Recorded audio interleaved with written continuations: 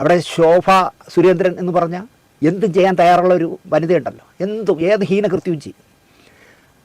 കാറിലിരുന്നു കൊണ്ട് വേറൊരു പെണ്ണിനെ, ഒരു ചക്ക പെണ്ണിനെ അയച്ച് വീട്ടുകാർക്കൊക്കെ കൈക്കൂലി കൊടുക്കുന്ന വിഷുവിലൊക്കെ നമ്മൾ കണ്ടല്ലോ. സാരി കൊടുക്കുന്നു, പിന്നെ എന്താ പറയുക, ദേവൻ്റെ നേതൃത്വത്തിൽ കിറ്റ് കൊടുക്കുന്നു. നമ്മൾ ഉത്തരേന്ത്യയിൽ കണ്ടിരുന്ന, കേരളത്തിൽ കാണാത്ത. Hello welcome back to another video. Is me Anwar Shah. അപ്പോൾ നമ്മുടെ പുതിയൊരു വീഡിയോയിലേക്ക്, പുതിയൊരു ടോപ്പിക്കിലേക്ക് എല്ലാവർക്കും സ്വാഗതം. അപ്പോൾ പ്രിയമുള്ളവരെ, നമ്മുടെ കേരളത്തിൽ തെരഞ്ഞെടുപ്പും അനുബന്ധ കലാപരിപാടികളൊക്കെ കഴിഞ്ഞ സ്ഥിതിക്ക് അതുമായിട്ട് ബന്ധപ്പെട്ട് നമ്മുടെ ശാന്തയുടെ ദിനേശന്റെ ഒരു ടോക്കാണ് നിങ്ങളുമായിട്ട് ഇന്ന് പങ്കുവെക്കുന്നത്.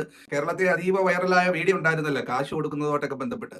അങ്ങനെ കാശ് കൊടുത്ത് വോട്ടർമാരെ സ്വാധീനിക്കാൻ ശ്രമിച്ച ചില തൽപര കക്ഷികളെ പുള്ളിക്കാരെ എടുത്ത് അലക്കുന്ന വീഡിയോ ആണ് നമ്മൾ കാണാൻ പോകുന്നത്. നമുക്ക് നേരെ ആ വീഡിയോയിലേക്ക് കിടക്കാം. അപ്പോൾ ആദ്യം സ്കിപ്പ് അടിക്കല്, അവസാനം വരെ കാണുക.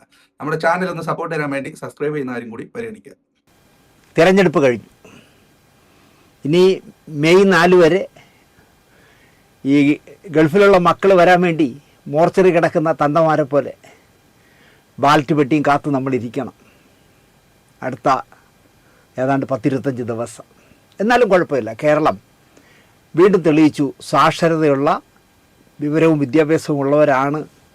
അങ്ങിങ്ങി ചെറിയ എന്താ പറയുക, കള്ളവോട്ട്, ചെറിയ ഉന്തും തള്ളും, പിന്നെ CPM നിന്ന് പുറത്തേക്ക് പോയ ആൾ സ്ഥാനാർത്ഥി നടന്നു വരുമ്പോൾ കൂകൽ, പിന്നെ ഞാൻ ആരാധനയോടെ കണ്ടിരുന്ന G. സുധാകരൻ്റെ അട്ടഹാസം, ഇങ്ങനെ ചില്ലറ.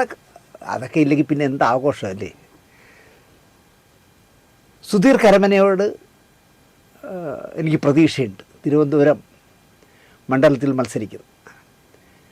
ആൻ്റണി രാജു എന്ന് പറഞ്ഞ സിറ്റിംഗ് MLA, മന്ത്രിയായിരുന്ന ആൻ്റണി രാജു ഒരു കേസിൽപ്പെട്ട് അദ്ദേഹം മാറിയോണ്ടാണല്ലോ ആ സീറ്റ് സുധീർ കരമനയായത്. ആൻ്റണി രാജു വാരിയില്ല എങ്കിൽ സുധീർ കരമന ജയിക്കും. ആൻ്റണി രാജു ഇനിയിപ്പോൾ സുധീർ കരമന ജയിച്ചാൽ ഞാൻ സുപ്രീം കോടതിയിലൊക്കെ പോയി കേസ് ജയിച്ചു വന്നാൽ ഈ സീറ്റാവും മാറിക്കൊടുക്കുമല്ലോ. അതുകൊണ്ട് പാര പണിഞ്ഞിട്ടുണ്ടോ എന്നുള്ളൊരു സംശയം മാത്രമേ അതിലുള്ളൂ. ബാക്കി സിനിമാക്കാരൊക്കെ പിഷാരടിയോടും നമുക്ക് പ്രതീക്ഷിക്കാം. അവിടെ ശോഭ സുരേന്ദ്രൻ എന്ന് പറഞ്ഞാൽ എന്തും ചെയ്യാൻ തയ്യാറുള്ള ഒരു വനിതയുണ്ടല്ലോ, എന്തും ഏത് ഹീനകൃത്യവും ചെയ്യും. കാറിലിരുന്നു കൊണ്ട് വേറൊരു പെണ്ണിനെ, ഒരു ചക്ക പെണ്ണിനെ അയച്ച് വീട്ടുകാർക്കൊക്കെ കൈക്കൂലി കൊടുക്കുന്ന വിഷുവിലൊക്കെ നമ്മൾ കണ്ടല്ലോ. സാരി കൊടുക്കുന്നു, പിന്നെ എന്താ പറയുക, ദേവൻ്റെ നേതൃത്വത്തിൽ കിറ്റ് കൊടുക്കുന്നു. നമ്മൾ ഉത്തരേന്ത്യയിൽ കണ്ടിരുന്ന, കേരളത്തിൽ കാണാത്ത കൈക്കൂലി കൊടുത്ത് വോട്ട് വാങ്ങുന്ന ഒരു സംസ്കാരം ഇവിടെ വരികയാണ്. ഇവരൊക്കെ അധികാരത്തിൽ വന്നാൽ ഈ നാടിൻ്റെ ഗതിയാണ് ഞാൻ ആലോചിക്കണേ. ഇപ്പം ഒരു സീറ്റ് ജയിക്കാൻ വേണ്ടി കിറ്റ് കൊടുക്കൽ, 5000 രൂപ വെച്ച് കൈക്കൂലി കൊടുക്കൽ, പൈസ വന്ന് കുമിയാണ്. തിരുവനന്തപുരത്ത് ഞാൻ രാഷ്ട്രീയം പറയല്ല, രാജീവ് ചന്ദ്രശേഖറൊക്കെ എത്ര കോടി മുടക്കിയെന്ന് അദ്ദേഹത്തിന് തന്നെ അറിയില്ല.